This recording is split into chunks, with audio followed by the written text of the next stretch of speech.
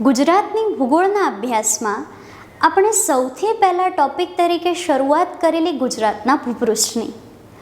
ભૂપૃષ્ઠના સમજવા 3 ભાગ પાડ્યા: કચ્છ, સૌરાષ્ટ્ર અને તળ ગુજરાત. એમાંય ખાસ આપણે શરૂઆત કરી કચ્છના ભૂપૃષ્ઠની. તો એમાં આપણે કચ્છના રણ વિસ્તારો, તેના ડુંગરાળ વિસ્તારો, આ બંનેનો ડિટેલમાં અભ્યાસ કર્યો. હવે આપણે આગળ વધવાનું છે કચ્છના મેદાનો અને દરિયા કિનારા તરફ. તો શરૂઆત કરીએ કચ્છના ભૂપૃષ્ઠમાં કચ્છના મેદાની વિસ્તારોની. કચ્છના મેદાની વિસ્તારોની ડિટેલમાં શરૂઆત કરતાં પહેલાં આપણને એક્ઝેક્ટ એના લોકેશન વિશે માહિતી હોવી જોઈએ. પણ મેદાની વિસ્તારો શરૂ કરતાં પહેલાં એક વસ્તુ ધ્યાનમાં એ રાખવી કે કચ્છના ઉત્તરમાં શું છે, તો આપણને ખબર જ છે કે ભાઈ મોટું રણ છે.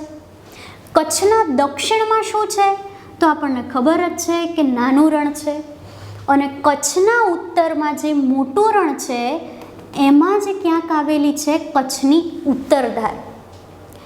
એનાથી થોડાક નીચે આવીએ તો લખપતથી અંજાર વચ્ચે મધ્યધાર અને લખપતથી જ અંજાર વચ્ચે દક્ષિણધાર. મૂળ જે ધાર અને રણ એટલે કે ડુંગર અને રણ સમજ્યા, એનું કન્ક્લુઝન કંઈક આવું હતું. હવે આપણે મેદાની વિસ્તારોના અભ્યાસની શરૂઆત કરીએ તો કન્સેપ્ટ એકદમ ક્લિયર થશે. કેવી રીતે? તો કે પહેલો આવે છે એનો વિસ્તાર. કચ્છની જે દક્ષિણ ધાર છે, આ દક્ષિણ ધારથી શરૂ કરીને કચ્છનો જે અખાત છે, આ કચ્છ જિલ્લાના દક્ષિણે આવેલો છે અરબ સાગરના ભાગ સ્વરૂપે તેનો અખાત. તો બસ આ દક્ષિણ ધારથી અખાત વચ્ચેનો જે મેદાની વિસ્તાર છે તે કચ્છના મેદાની વિસ્તારોમાં સમાવિષ્ટ છે. મૂળ આની વ્યાખ્યા એવી કહી શકાય કે દક્ષિણ ધારથી કચ્છના અખાત વચ્ચે. હવે આપ જોઈ શકો છો કે કચ્છ અહીંયા ઘણું મોટું છે, પણ એનો મોટા ભાગનો વિસ્તાર કોણે લઈ લીધો? તો કે એક મોટા રણે ને એક નાના રણે. એટલે કે કચ્છમાં અડધો વિસ્તાર તો રણમાં જ જતો રહ્યો છે. તો આજે આપણી મેદાની ક્ષેત્ર બનાવી શકે એવી સામાન્ય જમીન છે, એ જમીન ઓલરેડી આપણી પાસે ઘણી ઓછી રહી. અને હવે શું થયું? તો કે આ જે વિસ્તાર છે દક્ષિણ ધારથી શરૂ કરીને અખાત વચ્ચેનો એ બહુ જ સાંકડો છે. તો આપણે જોઈ શકીએ કે હવે જે આ મેદાન રચાશે એ કેવું રચાશે? તો કે મેદાન સાંકડું રચાશે. અને એમાંય ખાસ કરીને કચ્છ છે એટલે વરસાદ અહીંયા સૌથી ઓછો જ પડવાનો છે. અને વરસાદ ઓછો પડતો હોય તો નદીઓ પણ અનિયમિત વહન જ કરશે. એટલે કે આપણી નર્મદાની જેમ કાંઈ 12 માસ વહન નહીં કરે. વર્ષના મોટાભાગના સમયગાળા દરમિયાન એ સૂકી જ રહેશે. તો સ્વાભાવિક છે કે એક તો મેદાન સાંકડું છે, બીજું કે મેદાન જે નિક્ષેપિત કરી શકે એવી નદીઓ છે એ તો ઓલરેડી ટૂંકી છે અને મોટાભાગના સમયગાળા દરમિયાન તો સૂકી જ રહે છે. એટલે અહીંયા આગળ કાંપ દ્વારા યોગ્ય નિક્ષેપણ થઈ શકતું જ નથી. તેમ છતાં મધ્યધારમાંથી જે નદીઓ નીકળે છે, આ મધ્યધારમાંથી નીકળતી નદીઓ જે કાંપ લાવશે એ કાંપના માધ્યમથી નદીઓની આસપાસના વિસ્તારોમાં કચ્છના મેદાનની રચના થવાની સંભાવના છે. તો આ રીતે કચ્છના મેદાનનો વિસ્તાર સમજી શકાય. અહીંયા ફરી એક વખત હું ઇન્ડિકેટ કરી દઉં, જે એક્ઝામના પર્સ્પેક્ટિવથી કન્ફ્યુઝિંગ પોઈન્ટ બની શકે એમ છે. એક છે દક્ષિણ ધાર અને બીજી છે મધ્ય ધાર. દક્ષિણ ધારના આપણે યાદ રાખીશું જમીન વિભાજક તરીકે, માત્ર એક જ શબ્દનો ડિસ્ટન્સ છે. અને મધ્ય ધારના આપણે યાદ રાખીશું જળ વિભાજક તરીકે. પ્રીવિયસ લેક્ચરમાં આપણે જોયું કે જે ધારનો કન્સેપ્ટ હતો એમાં મેં કીધું હતું કે ઉત્તર ધાર કેમ કહેવાય છે? કારણ કે સૌથી ઉત્તરમાં છે, ઉપર છે. મધ્યધાર કેમ કહેવાય છે? કારણ કે ઉત્તર અને દક્ષિણના વચ્ચે છે. પણ દક્ષિણ ધાર કેમ કહેવાય છે? શું એ કચ્છની સૌથી દક્ષિણે છે? ના. ઉત્તર અને મધ્યથી કમ્પેરિઝનમાં નીચે છે ને, માત્ર એટલે દક્ષિણ ધારનું નામ દક્ષિણ ધાર છે. બાકી ખરેખર વાસ્તવિક રીતે જ અમે જો દક્ષિણ ધારને જોવા જાઓ તો એનું લોકેશન યાદ કરો એ લખપતથી અંજાર સુધીની જ છે, એટલે કાઇન્ડ ઓફ તમને કચ્છના સેન્ટરમાંથી જ જોવા મળશે.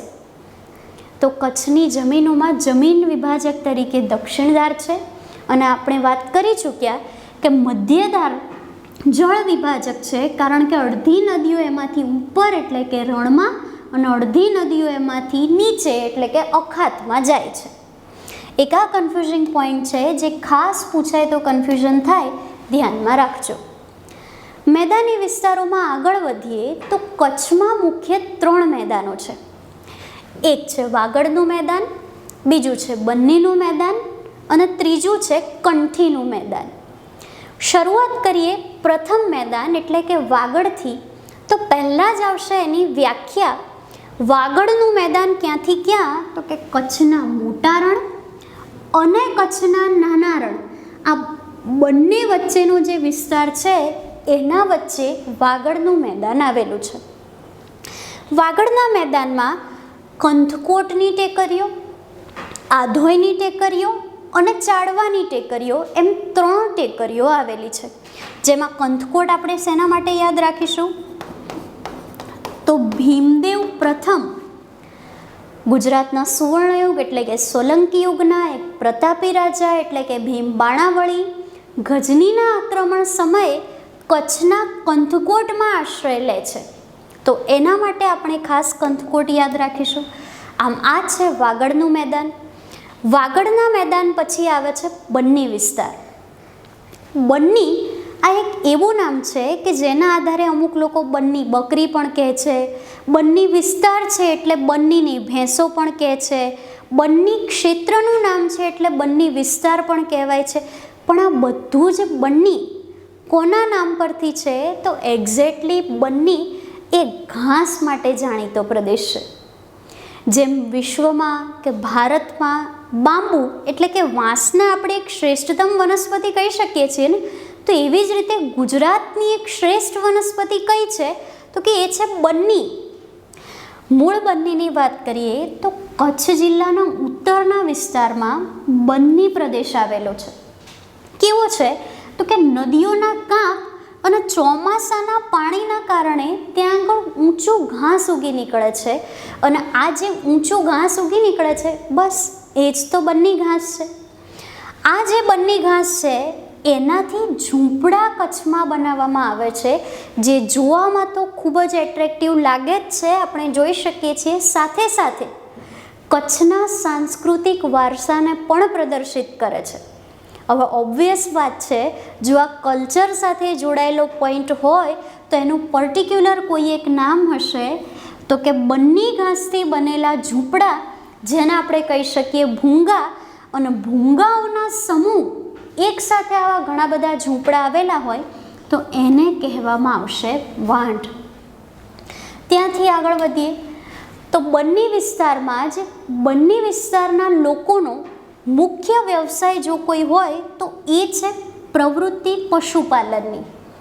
આર્થિક રીતે એ લોકો પશુપાલનની પ્રવૃત્તિ પર વધારે આધારિત રહે છે, કારણ કે ત્યાં આગળ આ બન્ની વિસ્તારની બન્ની નામની ભેંસો છે કે બકરીઓ છે કે અન્ય પશુઓ ઘણા બધા જોવા મળે છે.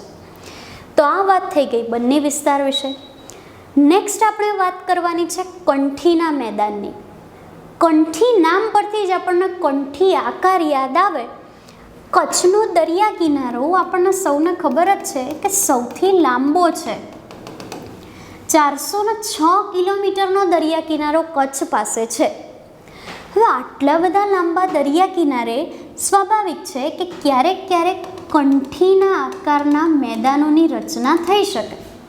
તો બસ આ જે કંઠી આકારે મેદાનો રચાય તેને કહેવામાં આવે કંઠીના મેદાનો. કંઠીના મેદાનમાં 1 નલિયા, 2 માંડવી અને 3 મુંદ્રા, આમ 3નો સમાવેશ થાય છે. યાદ રાખીએ મિત્રો, નલિયા ગુજરાતનું સૌથી વધારે ઠંડુ સ્થળ કહેવાય છે. માંડવી અને મુંદ્રા ગુજરાતના 2 ધમધમતા બંદરો તરીકે ઓળખાય છે. તો આ રીતે કચ્છના મુખ્ય 3 મેદાનો કયા કયા છે?